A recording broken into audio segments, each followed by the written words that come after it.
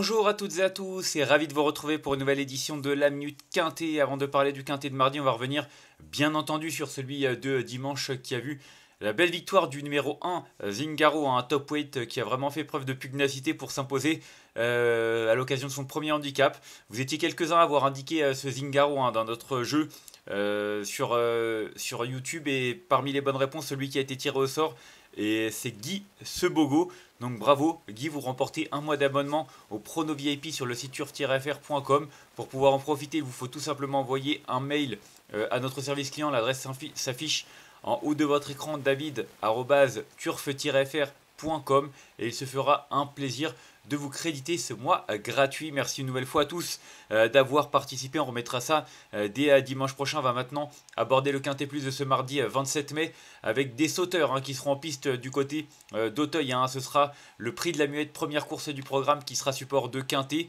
Un handicap pour des chevaux âgés de 5 ans, un handicap de label Listed. On a fait le plein de partants, 18 concurrents qui seront en lice sur le parcours de 3600 mètres. Une compétition qui est prévue aux alentours de 13h55, et qui dit beaucoup de monde dit beaucoup de possibilités et pas mal de profils intéressants avec des éléments qui débutent notamment dans cette catégorie. C'est d'ailleurs un débutant dans les handicaps que j'ai retenu en tête, c'est l'As French Baron. J'aime beaucoup son profil. C'est un cheval qui avait montré de la qualité déjà l'an passé, à l'âge de 4 ans, avant d'être un peu arrêté pendant quelques mois durant l'hiver. Et puis il a été 5e lors de sa rentrée sur ce parcours, avant de s'imposer sur un peu plus long, 3900 mètres en dernier lieu face à ses aînés. Alors c'était une course à condition, mais il battait notamment Master 90 de 5 longueurs et demie. Et c'est vrai que Master 90 a fait l'arrivée de Quintet en valeur 60. Alors certes, lui est bien plus haut, il est en 63 maintenant. La manière était là. Je pense que c'est un cheval qui a de la marge. Faut voir ce que ça va donner sous 72 kg. Mais c'est vrai que si Daniela Mellet a décidé de prendre cette voie, c'est qu'elle le pense capable de porter le poids. Et si tel est le cas, je le pense moi capable de gagner. Ensuite, j'ai retenu en deuxième position le numéro 4, Masque d'Amour, un cheval qui a déjà couru handicap en steeple. Il n'a jamais couru handicap en haie. Alors, il a fait l'arrivée en 59, montrant qu'il avait la pointure d'une telle épreuve en 59. Je pense qu'en 61 aussi, il doit être capable de bien y faire. En tout cas, il vient de faire une rentrée victorieuse après une longue absence. C'était du côté de Nantes, un cheval qui va certainement encore afficher des progrès sur cette tentative, et qui montrait déjà qu'il était en condition avancée, un pensionnaire de François Nicole, un entraîneur qui est en grande forme actuellement. Donc voilà, je trouve qu'il a quand même un profil très séduisant, un cheval qui n'a certainement pas atteint ses limites et qui a un peu plus d'expérience que mon favori, mais à mon avis c'est quand même un cheval qu'on estime. Il a quand même été jugé digne de courir groupe 2, le prix Congrès. C'était en 2023, certes, il y a un an et demi, mais ça montre quand même l'estime qu'on avait pour lui, et le fait de le retrouver dans une épreuve de handicap, c'est peut-être signe qu'il est capable de bien y faire. En tout cas, pour moi, je lui fais confiance pour jouer les premiers rôles. Ensuite, j'ai retenu en troisième position le numéro 7, Apaniwa. Franchement, vu sa dernière sortie, elle mériterait presque d'être favorite. C'est vrai qu'elle a remporté un quintet à l'âge de 4 ans en fin de saison dernière.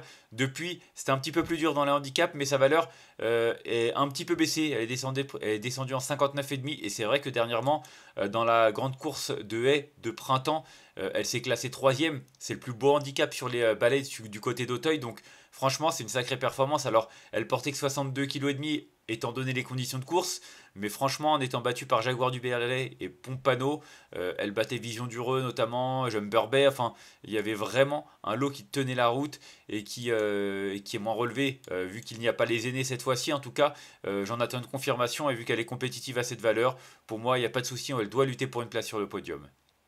Ensuite, j'ai retenu en quatrième position le numéro 2, Chance de Ballon. J'aime bien son profil, c'est un cheval qui a couru 2 fois cette année, pour une troisième place et une deuxième place en dernier lieu du côté de. Alors c'était à chaque fois en steeple, mais c'était des bons lots. Dernièrement, c'était une listed race battue par Pistage d'Oran, battant King Conti. C'était ça, King Conti.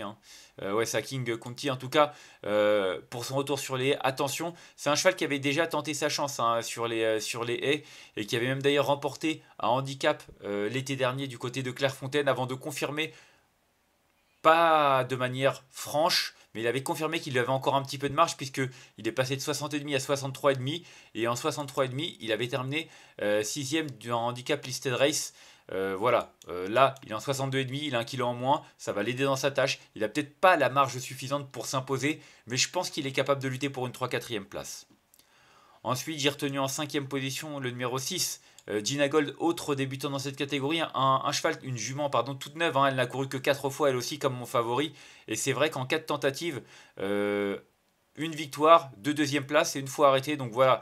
Et puis elle a été arrêtée l'hiver dernier dans un groupe 3, le prix André Michel. Donc elle courait pas contre n'importe qui. Pour son premier handicap, je trouve qu'elle est plutôt bien passée sur l'échelle des valeurs. Elle a une course dans les jambes, elle s'est classée deuxième à Fontainebleau lors de sa rentrée. Alors là, elle monte de catégorie, mais au vu de ce qu'elle a montré depuis ses débuts, je ne serais pas étonné qu'elle puisse frapper un grand coup dans cette catégorie. La retenir seulement en 5e position, c'est limite un regret, mais c'est vrai que son profil lui vaudra pas mal de supporters.